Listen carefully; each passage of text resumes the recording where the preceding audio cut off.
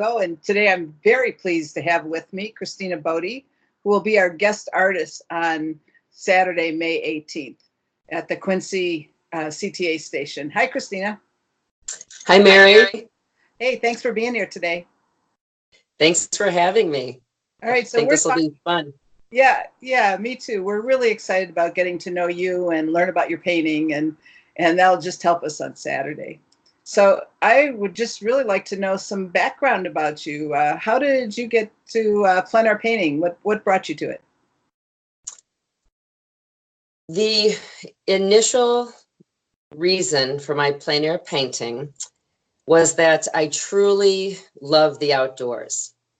So working mostly in a studio, which I do, which I have done in the past, and in which I think probably most artists do.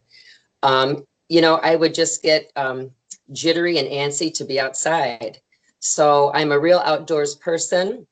I love hiking and swimming and boating, and I have kids. And so being able to paint outside just gave me that connection to the environment. And I love the energy of being outside. So pretty much, yeah, that's it. Balancing studio work with getting out and being with nature.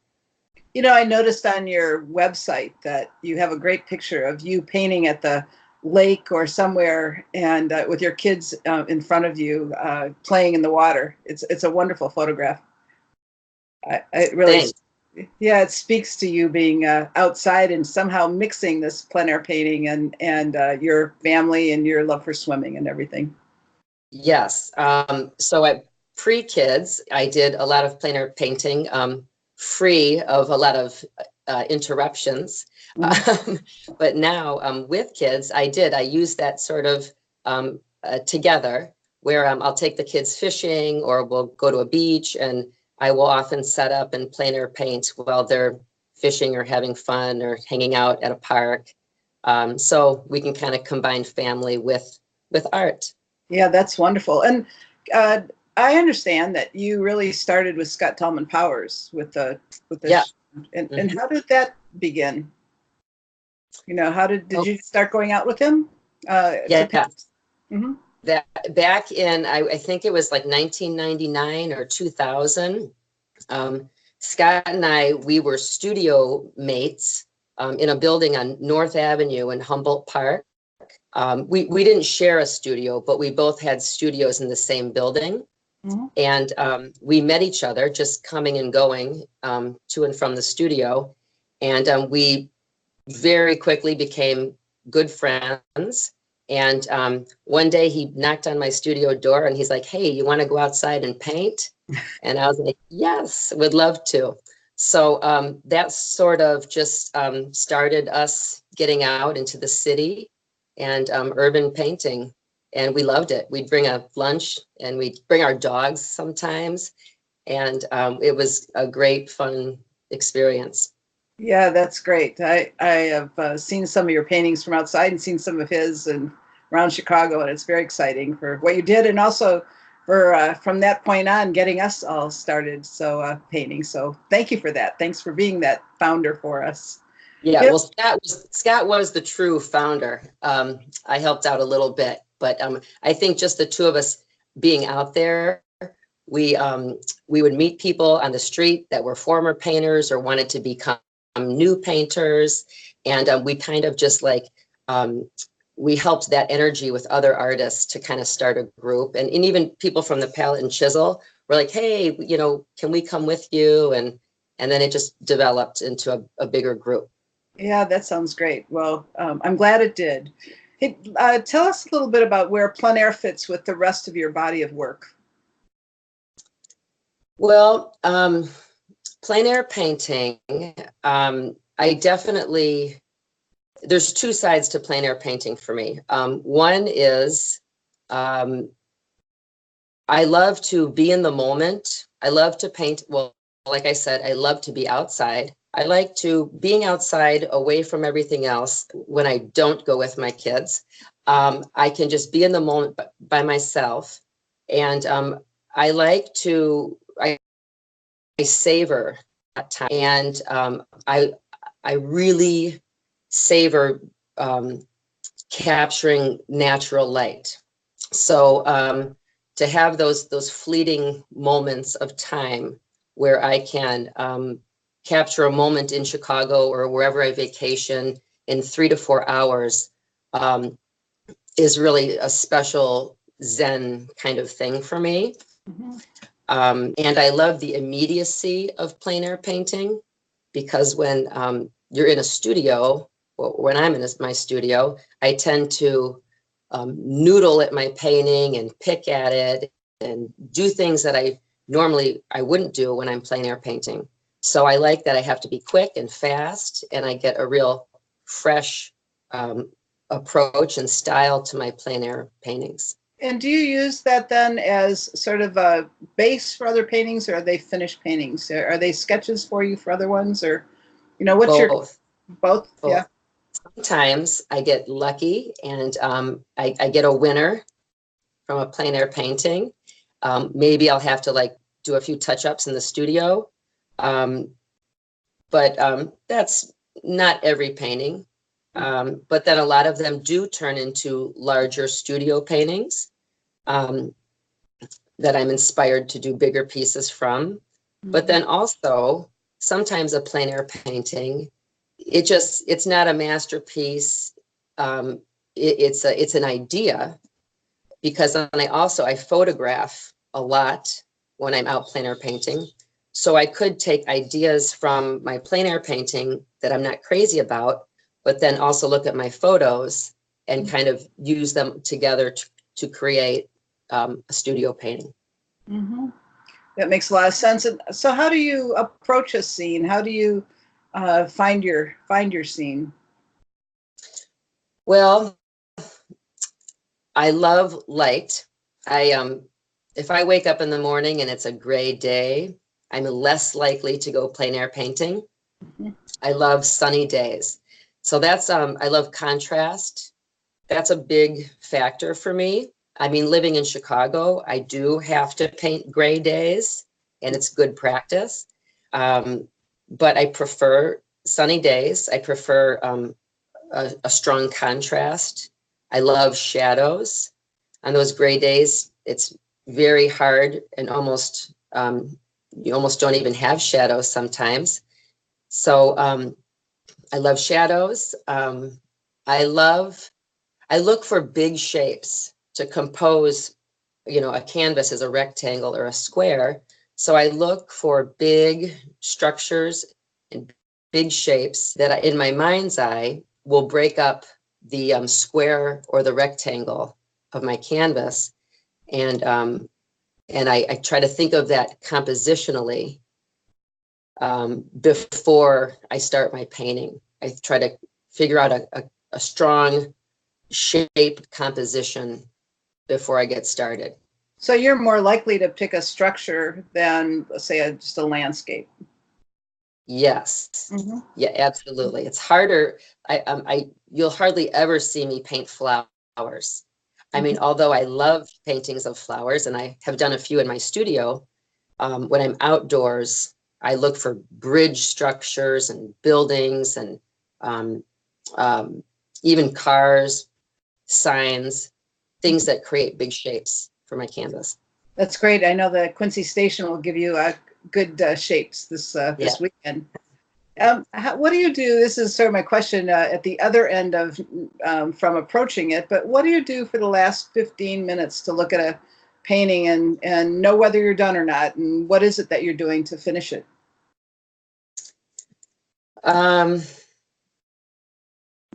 That's a good question. Sometimes time is the factor in telling me when I should stop a painting, because I just don't have any more time, or the light has changed so much and I let that be a factor in it. Mm-hmm. Maybe sometimes a painting doesn't always have to be finished. And sometimes people like my paintings more before I finish them. So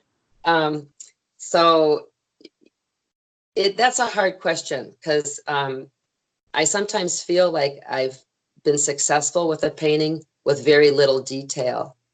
and I'm just happy with the values that I've used. Things seem to be receding correctly, and things are coming forward correctly or visually.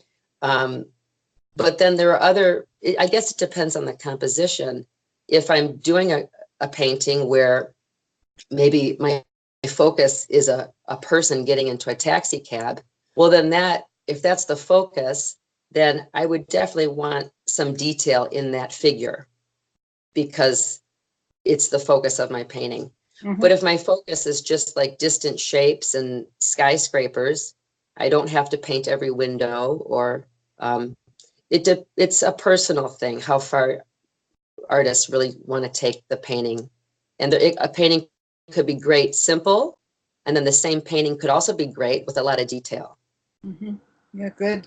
And one question I want to ask you that I'm throwing at you a little bit here, but where does color come in for you? Because thinking about the pink trucks that won you the prize in Northbrook, one of the things was just that pop of color that affordable roofing has in their painting, and their trucks. But what is it about color for you? Do you use a lot of it, or how do you think about it?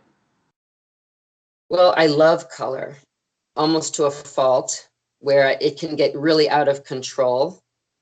So then I have to scrape a lot of it off and gray things down, because using too much color is not good, because your viewer,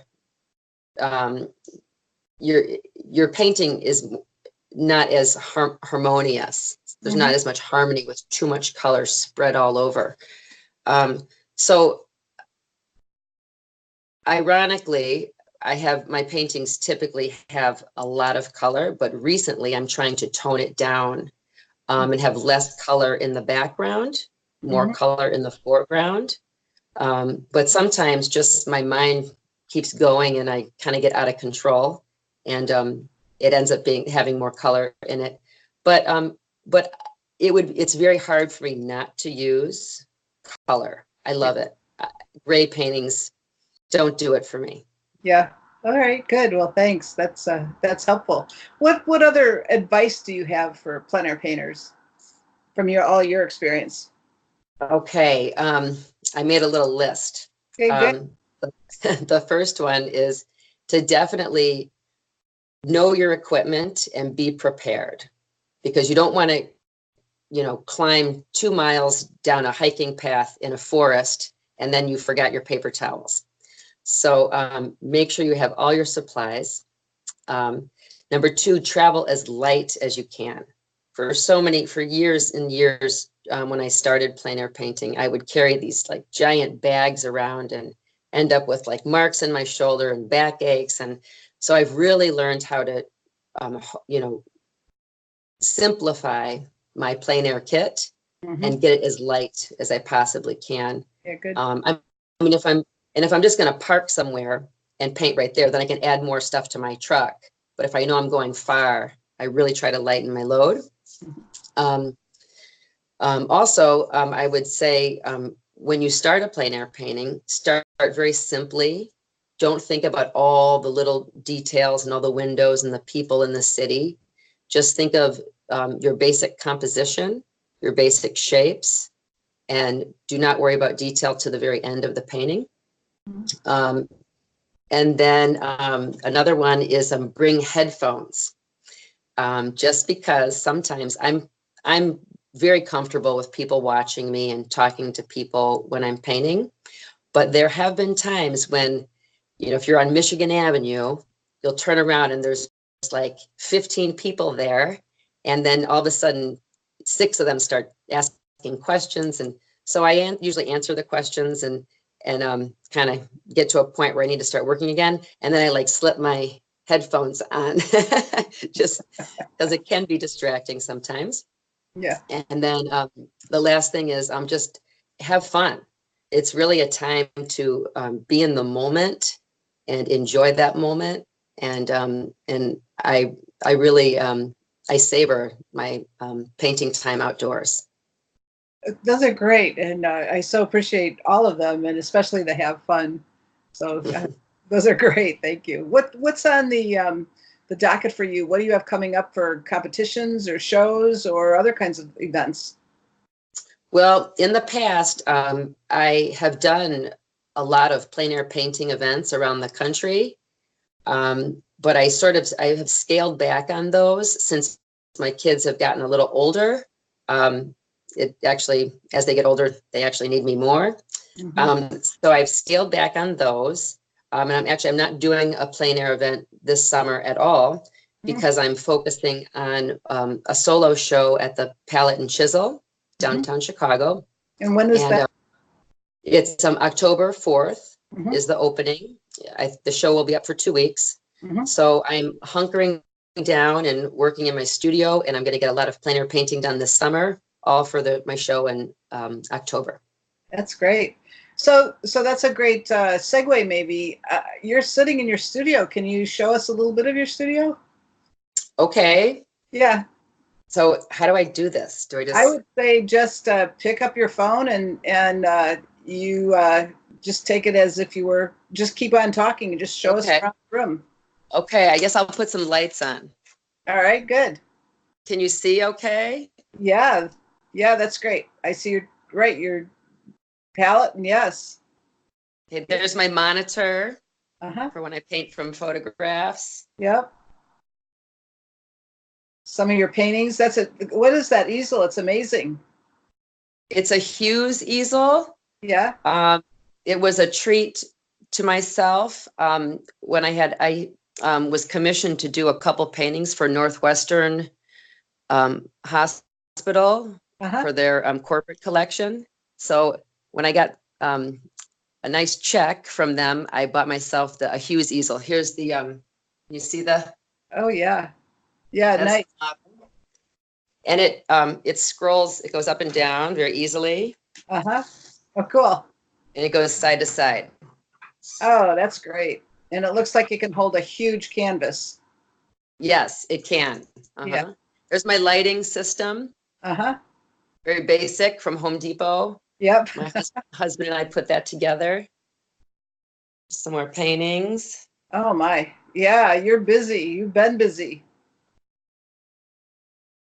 Yeah, look at that's great. All those. Here's my kids' paintings. Good. Yeah. Obviously you've inspired them.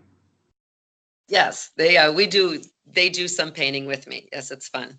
You know, just for a second, you were telling me something that I would love for you to talk about when you take your kids to the art museum, to the Art Institute, that you have them each pick a painting that they talk about. Is that right? Can you just talk about what you do? I think it's the most marvelous thing.